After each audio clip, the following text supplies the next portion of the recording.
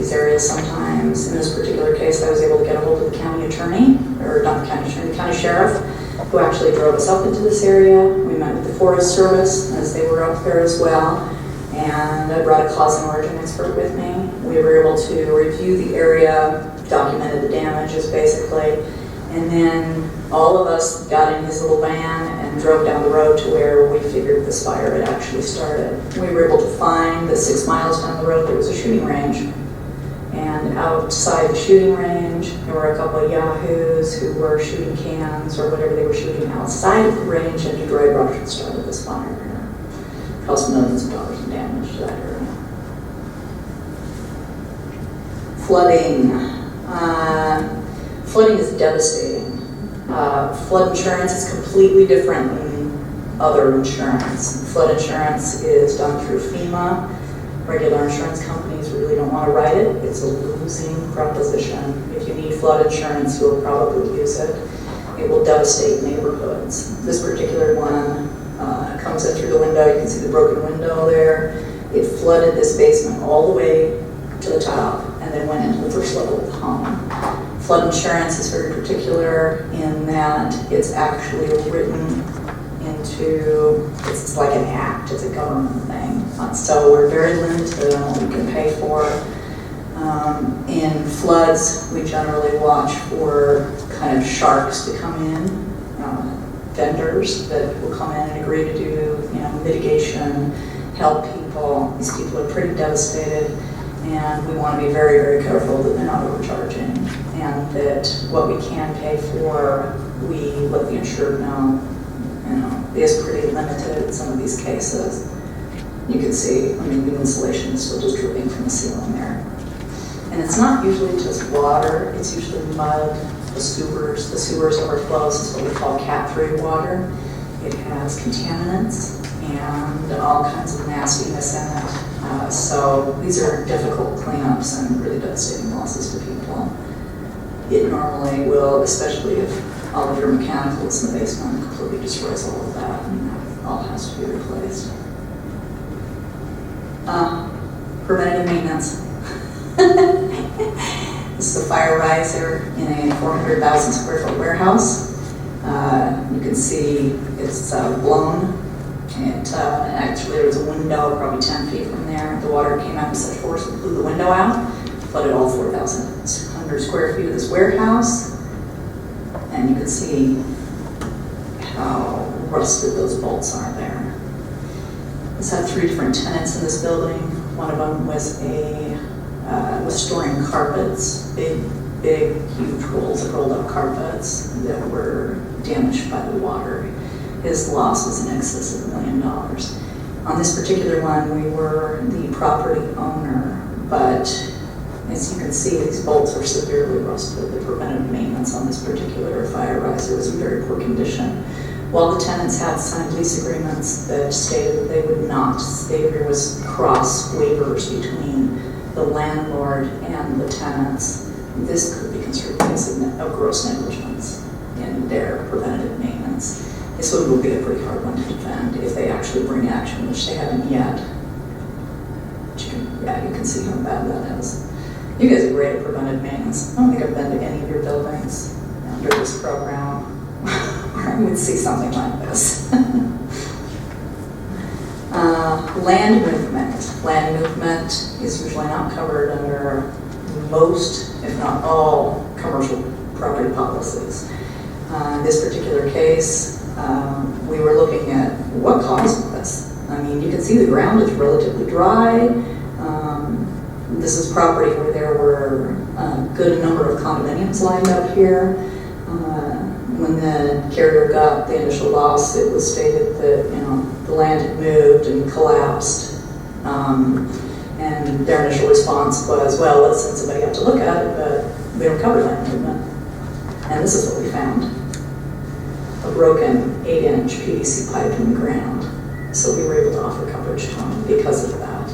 This is a pressurized plumbing pipe, which wasn't named peril in that particular policy. We were able to offer them coverage for that. There were specific limitations on land, but even given the limitations, we were able to give them a check and help them out with that and get them put back together. So the investigation portion of this is very important. And in a large loss, they'll always send somebody out to check out what the real cause of the loss is. Land movement that's not covered.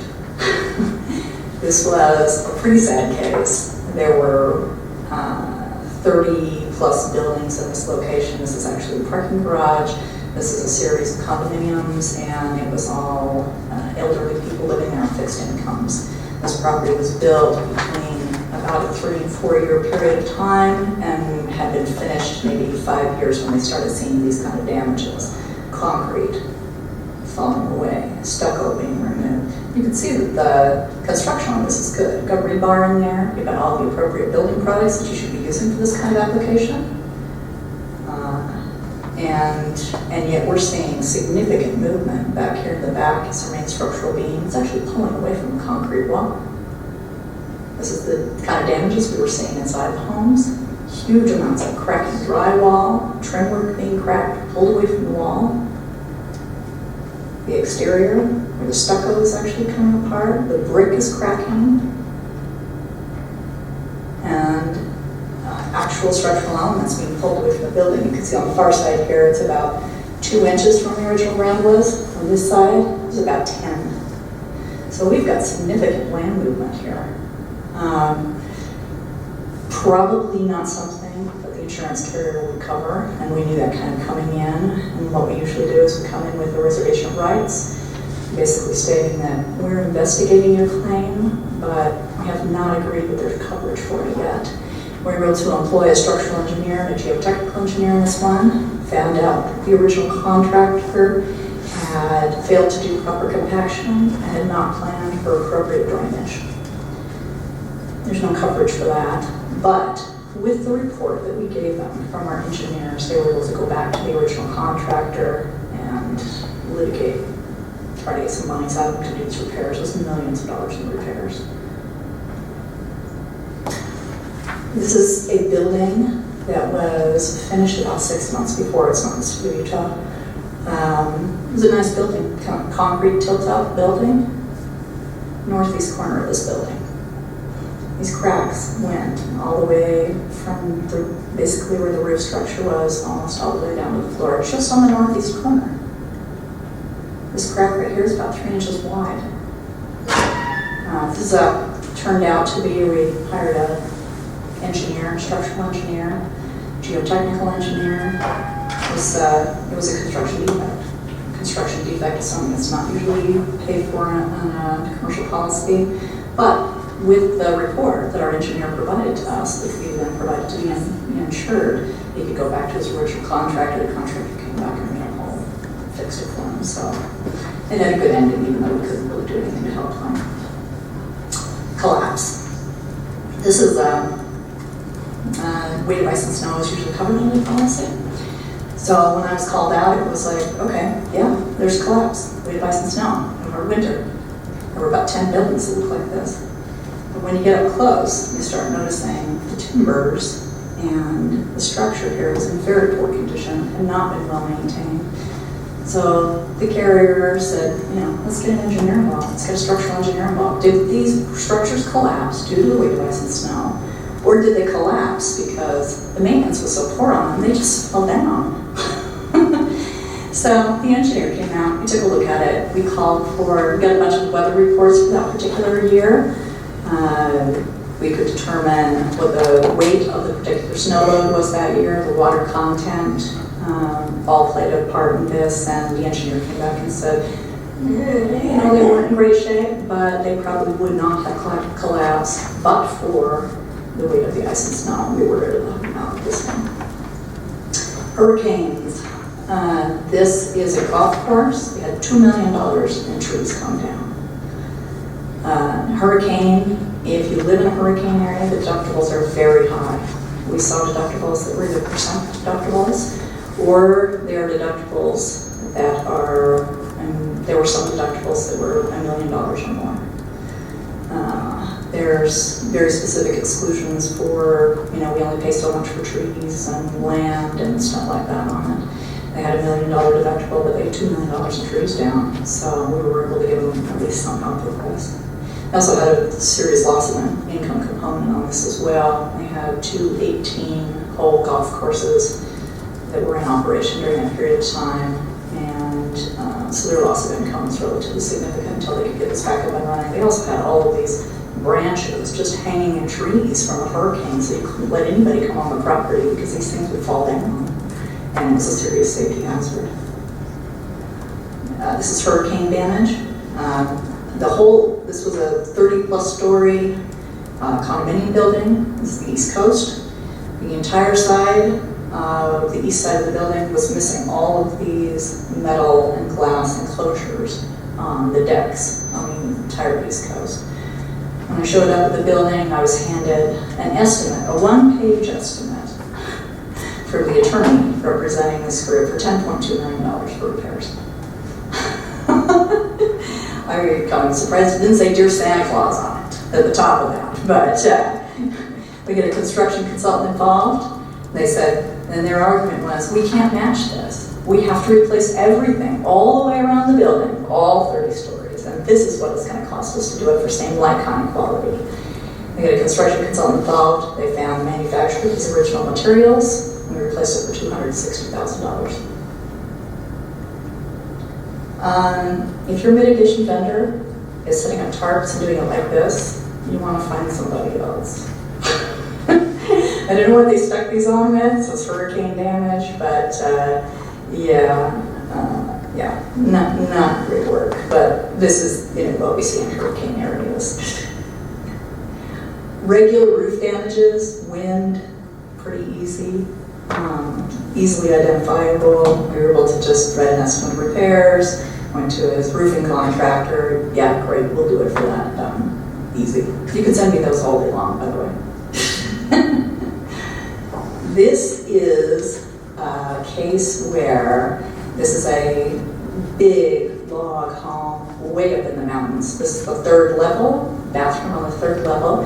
They had maintained heat, which is required in the policy for a vacant home or any kind of a vacant building. You have to maintain heat. Electricity was on and the water was on. We don't know in this case what happened, really. It's kind of a chicken or egg thing. There was so much water damage to this building that damaged the furnace. We can't tell whether the furnace, something happened to the furnace and it failed to operate correctly, or if it just got so cold on that upper floor that this particular toilet tank failed. It leaked for 3 months before they could get back up there and actually see the damages to this property. And this is what it looked like on the second floor and in the basement area. This is not one of those cases where you can do an easy mitigation. This is a long, difficult mitigation process. All of the walls are 12-inch logs. They've soaked up water for 3 solid months. We had equipment in this building for a total of 4 weeks. Did top down, heat dry, all the way down. The mitigation invoice on this is $280,000 for this home. Yeah. All of the fixtures and finishes were damaged. Every single piece of furniture was damaged. It was a pretty near policy limits loss. What we did with the mitigation vendor was he was charging daily rates for each one of these pieces of equipment. Well, I know what each one of these pieces of equipment costs, and we had paid for them 3 times. What we did was we made an agreement with the mitigation vendor that we would pay for his equipment outright, pay for his time to drive up and down from the mountain, pay for his fuel to refill the generators while they were driving it, and we ended up making an agreement on that $280,000 invoice for $140,000. And we could have walked away making money. So just watch for this kind of stuff. In large loss, we expect a scale of economy discount. If you're going to put 5 fans in your basement because your bathroom is flooded, we'll pay daily rates for that. That's not a problem. In this kind of loss, that's not appropriate. And I'm not trying to kind of date the restoration industry here. Some of my best friends in the world work in this business, and they work hard. And I have gone to bat for them occasionally on the other side from the carriers. Call me and say, well, I don't know if this is justified or whatnot. And I'll defend them. Absolutely. If it's justified, if they put the time and effort and money into it, they deserve to make a living. I'm sorry, the cold thing too. This was a flooded building. You can see the flood line on this thing is about 4 feet out. Vacant building. He said he'd maintain heat. We found frozen pipe on the top level of this building. The mitigation vendor was in there working and had incurred a pretty significant amount of cost by the time I got there. What we found in this building when I went back to the utilities that were supposed to be in place was that this owner had not maintained heating the building for a year. They found out that the gas company had turned him off a year ago, and he didn't bother to ever turn it back on. So they couldn't offer coverage based on that from the policy. I still worked with the owner during that period of time because the vendor who had done the mitigation work had overcharged them, and we were able to get about a $40,000 reduction on his invoice regardless of the fact that the insurance carrier wasn't going to do anything.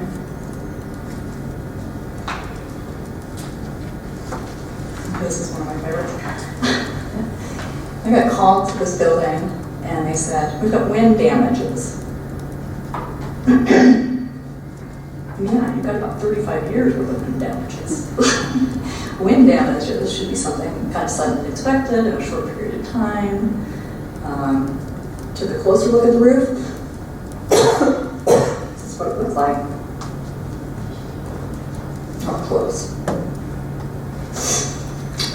Reported it back to the insurance carrier, who promptly wrote a denial. Got a call from the insured, and she didn't appreciate my years of experience. And pretty much told me, oh, thank you so much, that I could sit on a cactus and spin, basically. She was unhappy with the decision. And so we actually had to call an engineer on this one. Engineer came in. He was a guy that we've used quite a number of times, roofing expert, very, very good witness. He found the same thing that I was finding here. I got a 75-page report from him on this, based on all of the weather in the last year and the condition of the roof. This one, she's still fighting. We may actually go to court on this one. This one, I almost didn't bring. This is Paradise in Magali, California. I was there in January of this year. And this is the one that keeps me up at night. This is a case where early in the morning, and they had extraordinarily dry conditions in California. You know how the winds blow down there. They knew of these conditions.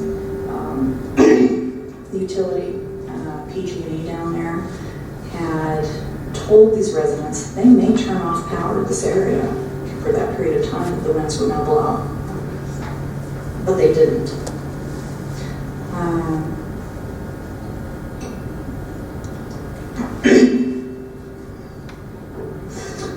They had a line break that caused a fire, and within an hour, it hit Paradise in Magali, California. And it looks like this. There were 85 deaths, 18,000 structures burned to the ground, almost nothing left, a devastated population. When I was there, they had no potable water, they had very little electricity. They still had forensic teams on the ground sifting through debris to find bones so that people could bury their loved ones. It's probably one of the hardest losses I've ever been to. During the period of time I was in California working in this utility down there, PG&E, and this is all public information. They determined that they would probably just declare bankruptcy. This was a high-risk fire area, and it had been known as a high-risk fire area for quite some time. There was one particular insurance company that had insured 14,000 of these 18,000 structures, and they immediately declared bankruptcy. In most states, including California, there's a guarantee fund for property casualty, and so these losses immediately fell back to the guarantee fund, and we have an office in California that's working on every single one of these 14,000 losses right now. But having been there and having seen this was a life-changing experience. The fires that you see here burned almost 240 miles in that area. And if you drive into the area, there are very few roads in and out. If you want to tear up a box of Kleenex some afternoon, look this up and read about how they evacuated the hospital here and some of their stories. When I see these movies on TV or whatnot about the zombie apocalypse, and they talk about, roving bands of people, beating each other up and killing each other for food, that's not what I see in this. What I hear when I go down to these places is heroic stories of people doing things to save their neighbors, their friends, were complete strangers. So this was hard loss to go to, and we're doing many bookings out there right now. Most of the people will probably never go back to this area.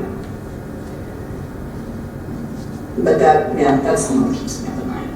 And I'm a pretty tough old cookie.